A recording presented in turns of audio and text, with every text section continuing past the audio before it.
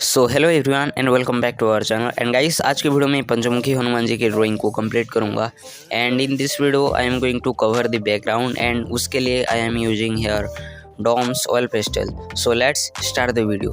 तो रेफरेंस के हिसाब से हमें light to dark colours apply करना है और ये रेफरेंस में जैसा है वहाँ देख के ऑब्जर्व करके कलर ऐड कर रहा हूँ। और व्हाइट जो कि इन सबसे लाइटेस्ट कलर है उससे एंड में ऐड करूँगा। और यहाँ फिंगर टिश्यू पेपर और कॉटन बड्स का यूज कर सकते हो ब्लेंड करने के लिए। तो नीचे जो पत्थर है वहाँ पे पेस्टल एंड कलर पेंसिल को यूज करूँगा। और गाइस, ड्राइंग अच्छी लगी तो प्लीज़ वीडियो को एक लाइक कर देना और चैनल पे नए हो तो सब्सक्राइब भी कर देना।